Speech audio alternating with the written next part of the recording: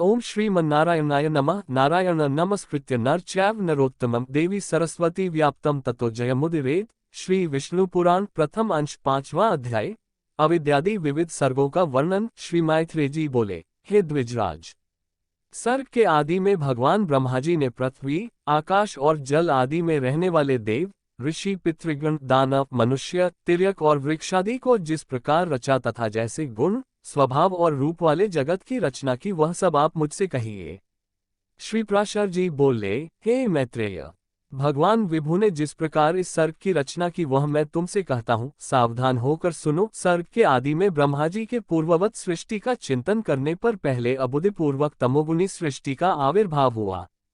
उस महात्मा से प्रथम तम अज्ञान, मोह, महामोह, भोगेच्छा, तामिस्त्र, क्रोध और अनभतामिस्त्र अभिनिवेश नामक पंचपर्वा 5 प्रकार की अविद्या उत्पन्न हुई। उसके ध्यान करने पर ज्ञान शून्य, बाहर भीतर से तमोमय और जड़, नगादि, वृक्ष, गुल्म, लता, वीरु, तृण रूप 5 प्रकार का सर्ग हुआ। वराह जी द्वारा सर्वप्रथम स्थापित होने के कारण नगादि को मुख्य कहा गया है, इसलिए यह सर्ग भी मुख्य सर्ग कहलाता है। उस सृष्टि को पुरुषार्थ की असाधिका देखकर उन्होंने फिर अन्य सर्ग के लिए ध्यान किया तो तिर्यक स्त्रोत सृष्टि उत्पन्न हुई। यह सर्ग वायु के समान तिरछा चलने वाला है, इसलिए तिर्यक स्त्रोत कहलाता है। ये पशु, पक्षी आदि नाम से प्रसिद्ध है और प्रायः तमों में अज्ञानी, विवेकरहित, अनुचित मार्ग का अवलंबन करने वाले और विपरीत ज्ञान को ही यथार्थ ज्ञान मानने वाले होते हैं। ये सब अहंकारी, अभिमानी, 28 वधों से युक्त आंतरिक सुख आदि को ही पूर्णतया समझने वाले और परस्पर एक दूसरे की प्रवृत्ति को न जानने वाले होते हैं। उस सर्ग को भी पुरुषार्थ का असाधक समझ पुनः चिंतन करने पर एक और सर्ग हुआ। वह ऊर्ध्वस्त्रोत नामक तीसरा सात्विक सर्ग ऊपर के लोकों में रहने लगा।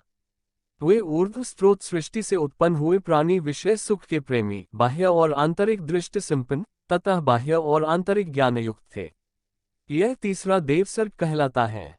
इस सर्ग के प्रादुर्भूत होने से संतुष्टचित्त ब्रह्मा जी को अति प्रसन्नता हुई। फिर इन मुख सर्ग आदि तीनों प्रकार की सृष्टियों में उत्पन्न हुए प्राणियों को पुरुषार्थ का असाधक जान उन्होंने एक और उत्तम साधक सर्ग के लिए चिंतन किया। उन सत्य संकल्प ब्रह्मा जी के इस प्रकार चिंतन करने पर अव्यक्त प्रकृति से पुरुषार्थ का साधक अर्वाकस्त्रोत नामक सर्ग प्रकट हुआ। इस सर्ग के प्राणी नीचे पृथ्वी पर रहते हैं, इसलिए वे अर्वाकस्त्रोत कहलाते हैं। उनमें सत्व, रज और तम तीनों ही की अधिकता होती है, इसलिए वे दुख बहुल, अत्यंत क्रियाशील एवं बाह्य आभ्यंतर ज्ञान से युक्त और साधक है।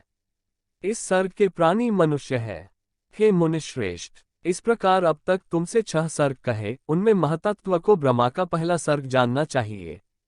दूसरा सर्ग तन्मात्राओं का है, जिसे भूत सर्ग भी कहते हैं, और तीसरा वैकारिक सर्ग है जो इंद्रिय संबंधी कहलाता है। इस प्रकार बुद्धिपूर्वक उत्पन्न हुआ यह प्राकृत सर्ग हुआ। चौथा मुख्य सर्ग है।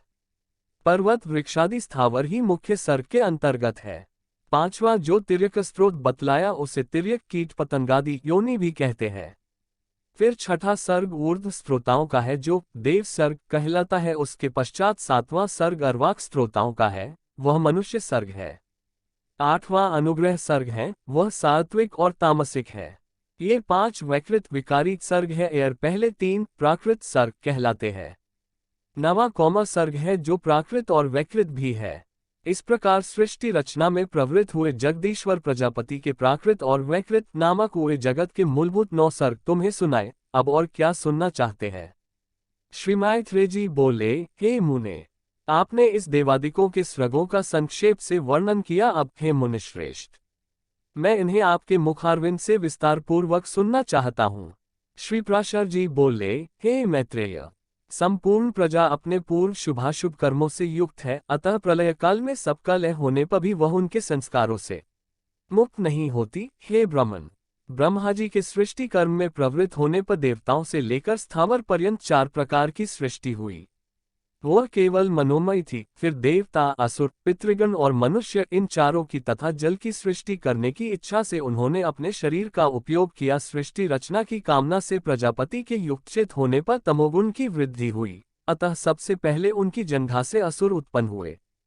तब हे मैत्रेय, उन्होंने उस तमो में शरीर को छोड़ दिया। वह छोड़ा हुआ तमो में शरीर ही रात्रि हुआ। फिर अन्य देह में स्थित होने पर सृष्टि की कामना वाले उन प्रजापति को अति प्रसन्नता हुई। और हे द्विज, उनके मुख से सत्व प्रधान देवगण उत्पन्न हुए, तदनंतर उस शरीर को भी उन्होंने त्याग दिया। वह त्यागा हुआ शरीर ही सत्वस्वरूप दिन हुआ, इसलिए रात्रि में असुर बलवान होते हैं और दिन में देवगणों का बल विशेष होता है। फिर उन्होंने आंशिक सत्व में अन्य शरीर ग्रहण किया और अपने को पितृवत मानते हुए अपने पार्श्व भाग से पितृगण की रचना की। पितृगण की रचना कर उन्होंने उस शरीर को भी छोड़ दिया। वह त्यागा हुआ शरीर ही दिन और रात्रि के बीच में स्थित संध्या हुई। तत्पश्चात उन्होंने आंशिक रजों में अन्य शरीर धारण किया।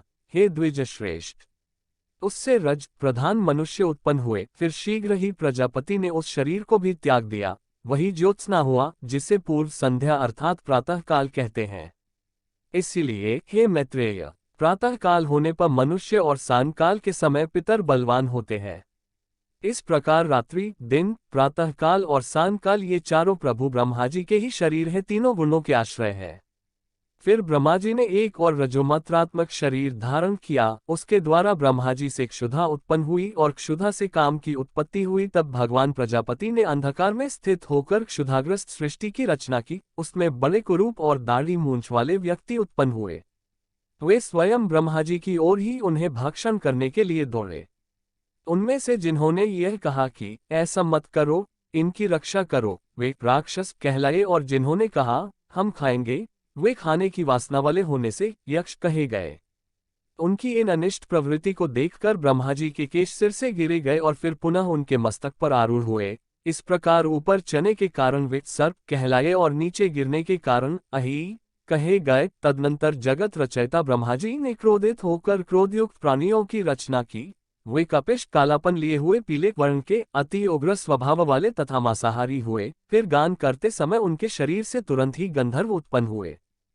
हे द्विज, वे वाणी का उच्चारण करते अर्थात बोलते हुए उत्पन्न हुए थे, इसलिए गंधर्व कहलाए। इस सब की रचना करके भगवान ब्रह्माजी ने पक्षियों को उनके पूर्व कर्मों से प्रेरित होकर स्वच्छंदता पूर्वक अपनी आयु से रचा। तदनंतर अपने वक्ष स्थल से भेड़, मुख से बकरी, उदर और पार्श्वभाग से गौ, पैरों से घोड़े, हाथी, गधे, वनगाय, मृग, ऊंट, खच्चर और न्याक आदि पशुओं की रचना की।